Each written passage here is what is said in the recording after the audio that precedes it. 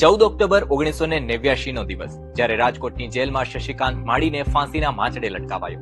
ગુજરાતમાં અપાયેલી અત્યાર સુધીની એ છેલ્લી ફાંસી હતી. પછી કોઈને ફાંસીના માંચડે ચડાવાયા નથી. એવું તો શું કર્યું હતું શશિકાંતે કે જેનાથી આખું ગુજરાત હચમચી ગયું હતું? કોર્ટે આપેલી ફાંસીની સજા આજીવન કેદમાં ફેરવવામાં એક નહીં પણ ત્રણ મુખ્યમંત્રીઓએ ભલામણ કરી. નેતાઓ, સામાજિક આગેવાનો મર્સી પિટિશન માટે દોડ્યા, પણ ફાંસીનો ફંદો તેના ગળાથી દૂર ન થયો. આજે ખાકી કવરમાં વાત એ ટ્રિપલ મર્ડર આરોપીની, જેને ગુજરાતમાં છેલ્લે 1989માં ફાંસી અપાઈ હતી.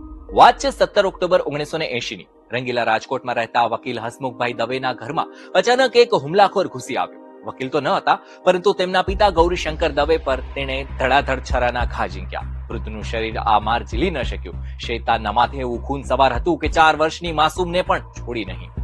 પ્રતિકાર કરવા ગયા તો ગૃહિણી આશાબહેનને પણ છરીના ઘા ઝીલવા પડ્યા. ટપાટપ લોહીવાળા છરા સાથે હત્યારો જેવો નાસવા ગયો કે પાડોશીએ પકડી અને પોલીસને હવાલે કર્યો. આ હત્યારો એટલે શશિકાંત માળી, જે ગરીબી અને સમાજના અન્યાયની આગમાં ગુનેગાર બન્યો. શશિકાંતના પરિવારનું વેરાવળમાં માંડ કરી અને ગુજરાન ચાલતું હતું. એકવાર જ્ઞાતિભેદના કારણે અને સાક્ષર ન હોવાના કારણે પ્રેમ છૂટ્યો. સમાજે શશિકાંત પર કરેલો